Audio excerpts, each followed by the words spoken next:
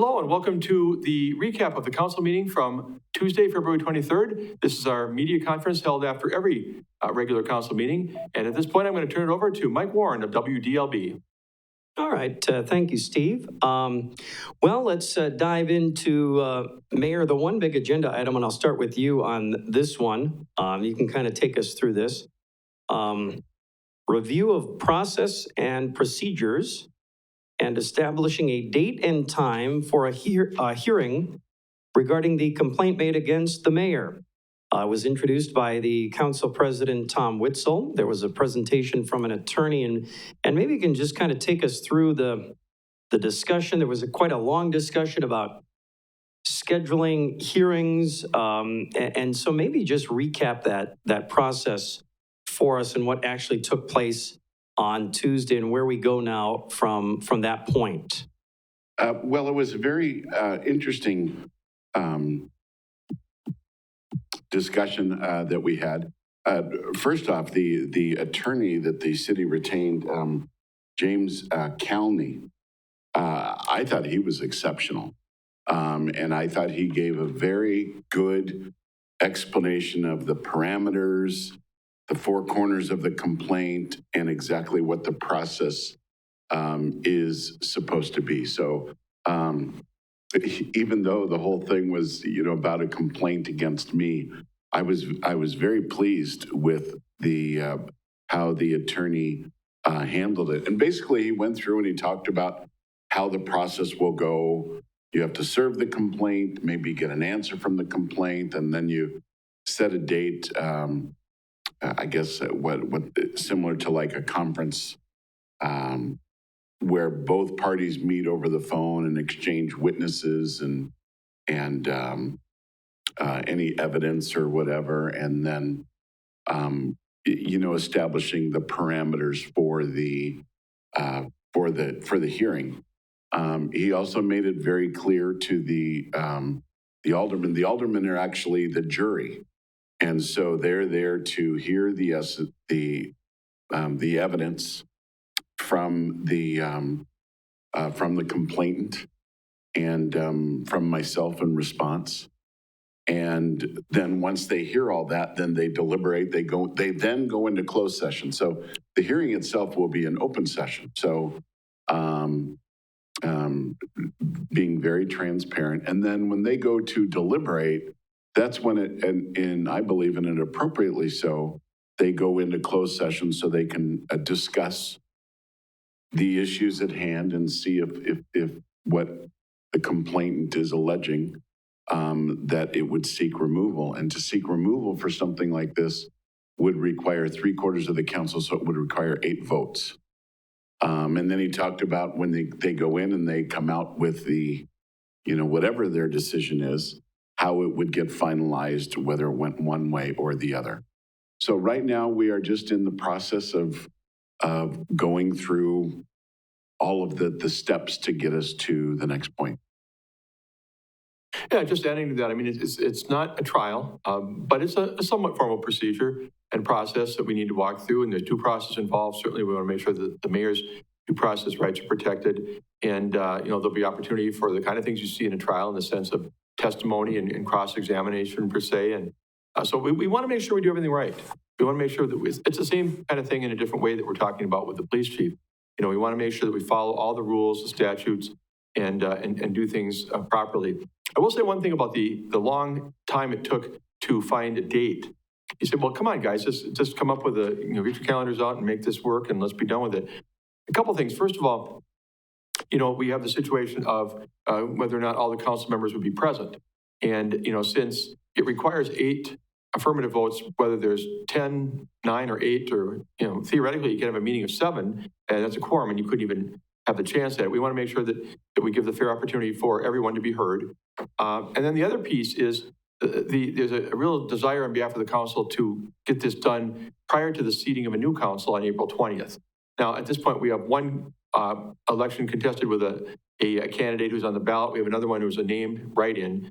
And so you don't know how those are going to turn out. And I think there's a desire to get this done before those folks would come on thinking it might be unfair for someone on their first week in the council to suddenly be thrust into this one. So, but then you got vacations, people are away, and you got, certainly don't want to conflict if possible with the hearing being held on the chief here in March. So that made it a little bit difficult to find acceptable date.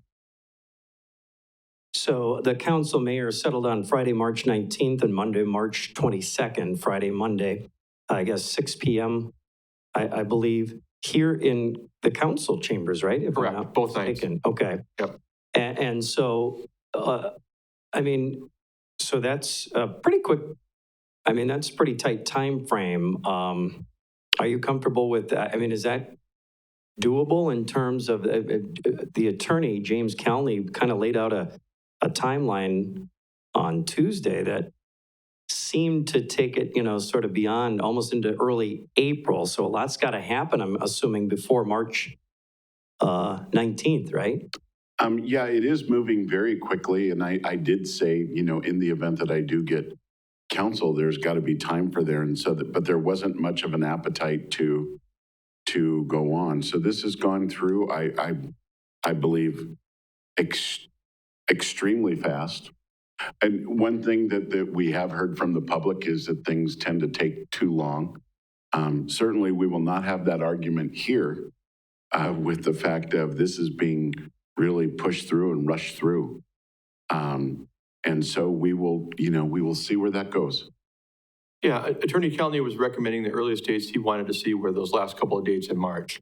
That would allow roughly 5 weeks for this stuff to come together. And so this is, a week to a week and a half prior to that. And it will make it more challenging. He felt it could be done, but as the mayor said, it is pushed up a bit from what he was looking for. Mayor, as we've talked about this, we've identified the person who filed the complaint, Andy Keogh, filed the complaint. And I'm still waiting to actually see what is the issue? He's the complainant. I guess I'll ask in a sort of layman's terms, what's he complaining about? What is the issue? What is he so concerned about that he's gone to the lengths he's gone to actually file a complaint to have you removed from office? Well, you're really going to have to talk to him about that. The complaint talks about text messages and things like that. And to put this all in context, I was just going over this with the city administrator just prior. The original open records request that was done by a different police and fire commissioner acting as a citizen was threefold. It was everything while I was getting elected, and different emails and whatnot. Like I believe even before I was in office. So that was one. Another segment was all the information that related to personnel and financials and whatnot between the fire department and the Marshfield Clinic Health Systems on the ambulance contracts that we had and communications there. And then the third one had to do with inference, the police department fitness for duty and other things involved in there. And it was asking for many documents for those things.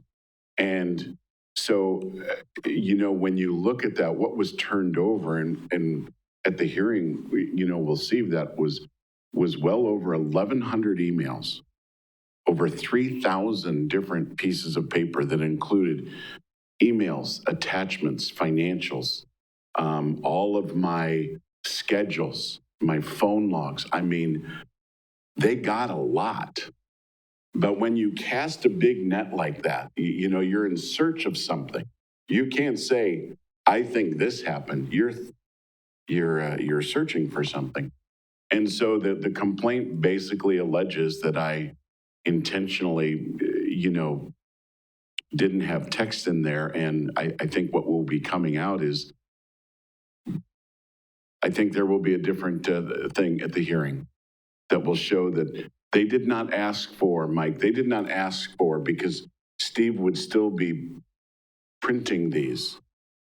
They did not ask for all my emails ever since actually before I started. They asked for my emails and information on very specific things. If they would have asked for all my emails and everything, which would include junk mail, it would be up in the tens of thousands. Instead, it was only about just under 1,200. But still, you've got over 3,000 different pieces of paper. That's a lot to give. And apparently that was not enough to where that's, the complainant thinks that there should be more. Steve, can you shed any light on that? I think I'll just say, because I'm not really going to speak specifically to the complaint at this point, but there are people have been asking, I've heard from a couple different people now saying, so are we going to go through this every time somebody files a complaint against somebody in the council or the mayor again? And I'm not saying we wouldn't have another one of these. I just want to differentiate the fact that this complainant did, certify, did fill out the proper paperwork and did put down a bond with $1,000 payment, it's a way of trying to protect against frivolous charges. We do periodically get charges where somebody, behaved in a way that's not appropriate or it's believed or whatever. And, so you haven't seen these coming forward before. So I guess I just want people to understand that this is an issue that someone has raised and made it clear that they believe that it's worthy of considering the removal of the mayor, and they've done all the proper statutory procedures to get us here, and that kind of assuring the public this isn't something you're probably going to see a whole lot of, I wouldn't think, in the future. Mayor, it may go not, ahead. It may not be, I believe that is a very good thing, but unfortunately, right now we are in the cancel culture, right? And speaking with Attorney Calney, who again, I thought was excellent, these types of things are not very common. And you also have to understand that over the last several years, Mike, as you know, I've been a hawk. I've watched. I've uncovered some things. And that's why the people elected me. I was an outsider coming into, we've had a lot of issues, and I'm not going to name them all, but they all, Mike, had to do with oversight. And when you get somebody now that is going to give a little oversight, well, maybe that's something that not everybody wants. And so this is, in my opinion, right? I'm not speaking now as the mayor. I'm going to Citizen Bob, which reminded me of that show, Citizen Kane. Citizen Bob. This is politically driven. It is politically motivated. And however, having said that, everybody has their right. But that is something that my big concern is, number one, my elected official colleagues. Now it's something that they have to do. And the bigger concern, Mike, is we're always asking for people to run. I mean, we have, out of 5 different folks being run right now, we have one that's being contested officially and another one that is a write-in, right? And where I believe in the last one, the last mayor one, I went unopposed. People are watching this and they're going to go, why would I want to put up with that? And I will say it still gets back to, and one thing I share with my colleagues that are elected officials is, you do it for a bigger reason. You do it to get in and you do what's right. I care about the city employees. I do. And I take a lot of heat for that. But I will continue to do what is right. I will continue to do the oversight that I'm doing. And as you can see, doing oversight has consequences. I do not fit into the club. Just to clarify, wasn't Andy Keogh the same member of the Fire and Police Commission that you tried to replace when his term was up recently? That is a very good thing. You will remember on April 21st is when I was going to, when I suggested to the council on on April 21st, which is when one of the first things that happens after the election is the mayor, and it is the mayor's choice who to appoint. And the mayor, if you ask our city attorney, whoever the mayor is, he or she can appoint whoever they want to committees and commissions. Now it's up to the council to go ahead and actually make those. But the mayor can put up whoever he or she wants to. Now, on this, to answer your question, yes, on April 21st, I did look to have somebody new because Andy Keogh's term was up.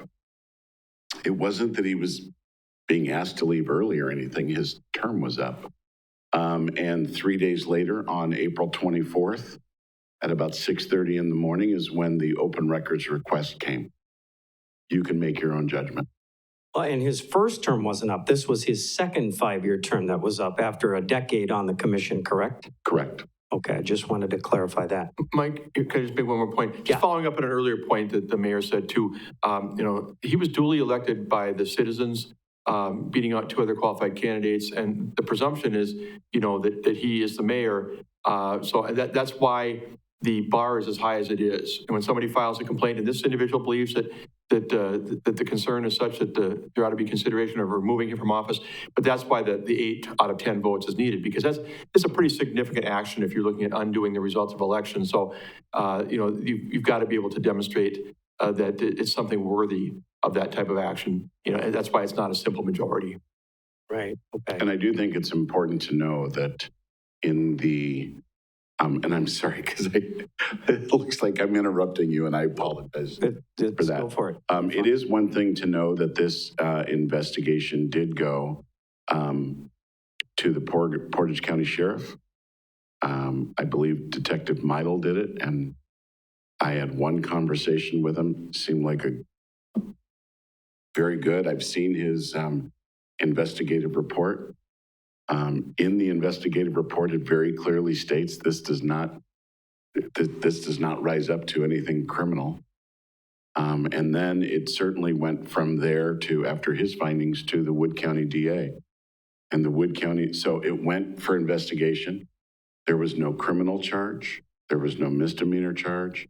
There was no forfeiture. There was no ticket. There was no fine. And then it was closed. I believe it was December 8th or 9th. And then this complaint came 3 days after the Police and Fire Commission met in closed session to discuss this complaint. Or I'm sorry, to discuss the investigation results. So there's some oddities in that, because the mayor is not part of who they oversee, but they could choose to, if they choose to have a meeting, they can certainly do that. All right, anything else on that? Oh, okay. I wanted to go to the closed session, and maybe these are questions for Steve, as if we didn't have enough legal matters to talk about. Update on litigation involving Tri-Media LLC. That was a closed session item the other night. Was there any update on that? There was. There actually was a settlement offer that was put forth and discussed, and that was one of 3, maybe one of 4 motions made by the council in open session when they came out of closed session, and that was to accept the settlement agreement to put that litigation to rest. Okay, and what were the terms of the settlement? I don't have the agreement in front of me right now, but something that hasn't been talked about a whole lot is not only were we taking action against Tri-Media LLC, they filed a counterclaim against us, and what effectively came out of this is sort of I was going to say wash my hands. I can't think of another thing. There is no payment made either way. Both sides have agreed to allow their claims to be ended. So it's basically a no financial impact really on either side. It kind of agreed to let this one rest. Other than the legal fees? that Well, the right. city had to spend, right? Yeah, both On sides the- expended legal fees, so there, Right. you know, if one side or the other had, you know, won in court, they might be looking for some legal fees from the other side, but we didn't actually make it to a courtroom. Okay. Update on employment law matters involving police department. Anything there?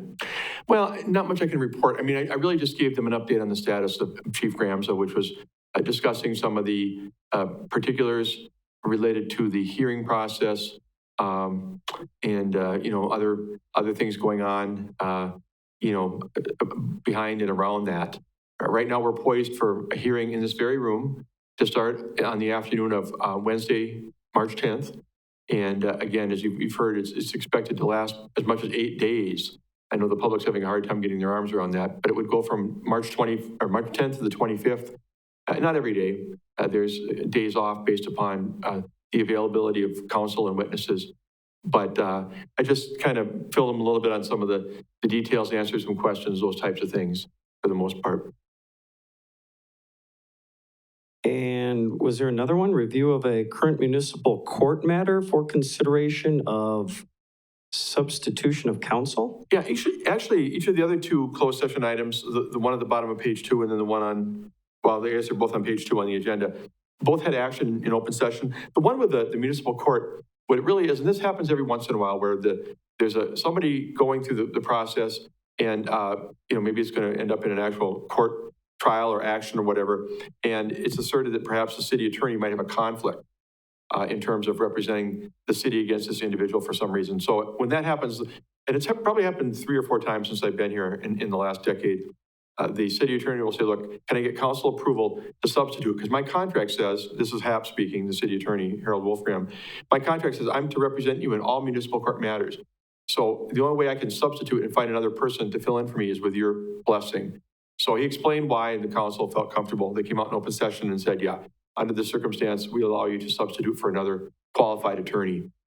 The other one of note, though, Mike, might be the first of the closed session items, discuss executing, and it really should say option to purchase, not offer to purchase. That was my mistake. For land adjacent to TIF District 7.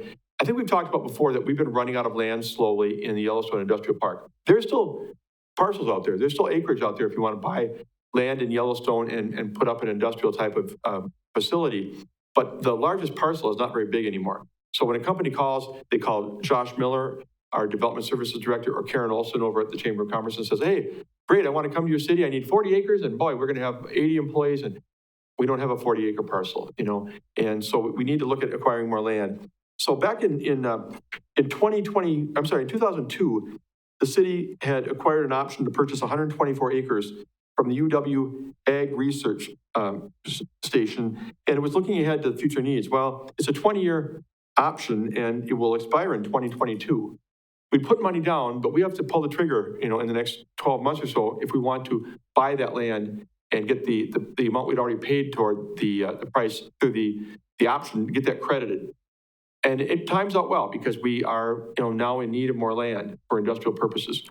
So what we got the council's blessing to do was to exercise that option and to buy the land. We're not going to do it until we have TIF District 12 created. That's would be the financial mechanism for putting infrastructure on the additional parcels and you know, providing incentives to developers. So once we get that in place, maybe let's say sometime later in the spring or the summer, we will then close and buy that property. And then I'll be honest, there was some question raised by at least one council member, maybe more, about why we didn't do this earlier, because the final price is based upon the appraisals we get. We get 2 appraisals.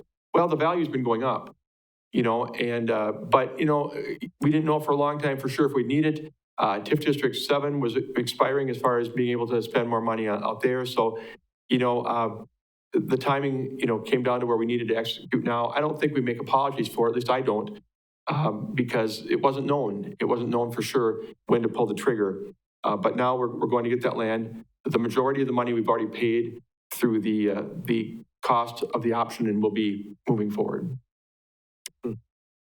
And yeah, I remember that. There was kind of a land swap type deal way back when. And yeah, I mean, you know, now you look at, boy, good news for the city that they put the down payment on that land when they did. Because here we sit all these years later. Yeah, it was good foresight to do Right. that, you know. And part of the reason we did that, and I wasn't here, but you heard this the other night too, Mayor, is that, you know, there might have been other developers, you know, people adjacent to that might have grabbed it up. And if they'd done that, then we wouldn't even have the ability to expand, you know, over to that east side. And this way, we at least kept our finger, you know, in the book, so we could flip the page when we were ready to go. And you know, now we're able to execute, and it's good for us. We need to have more land at this point because, you know, think of some of the development we've had recently, the bigger developments out there. You know, PCA comes to mind, has gobbled up a lot of that land. Anything else from the meeting? Otherwise, it was a relatively quiet, routine. There were a lot of routine things on the agenda otherwise, right? Yeah, the only other thing I'd note is the 2020 to 2040 sewer service area plan, which I'm sure people hear about that and then they put their head on the pillow and go to bed. But it's important. It's one of those things, certain things we do at government level are important even though they don't stand out to the citizens. The citizens are interested in things that affect them directly. But honestly, this is a map that we worked with a consultant on. We bring it to the DNR. They have to give their blessing. Where are we going to expand in the next 20 years as annexation occurs, as growth occurs? And we have to demonstrate based upon our ability to service with utilities. What about storm sewer? Are there wetland issues?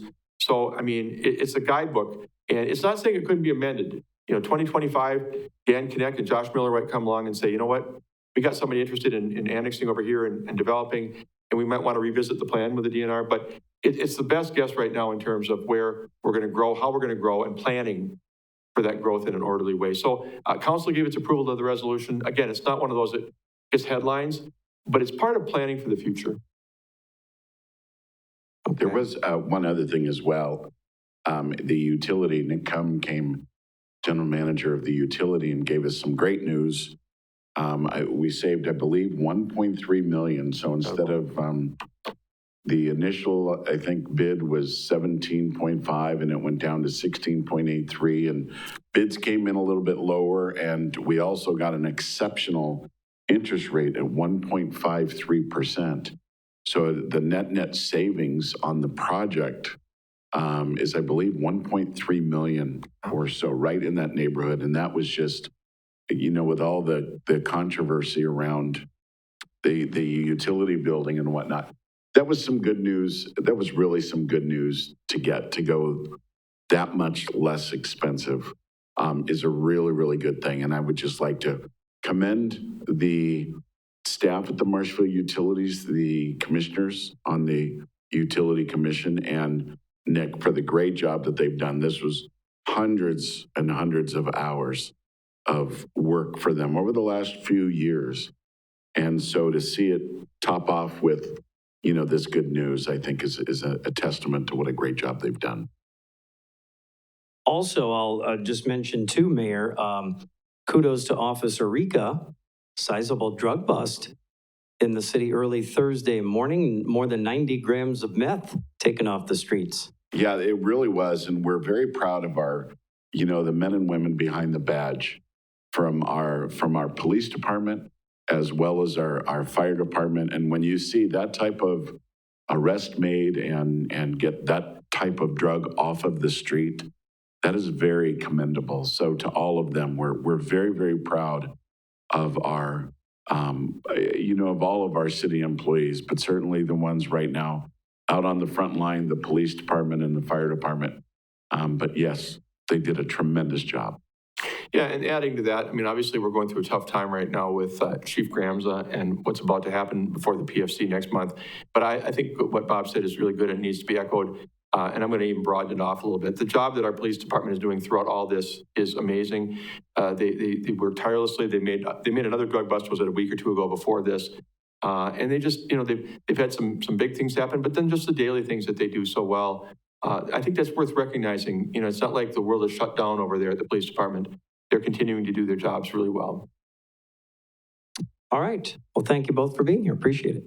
Sounds good. Thank you. And that concludes the news conference following the February 23rd Common Council meeting. Thank you for joining us.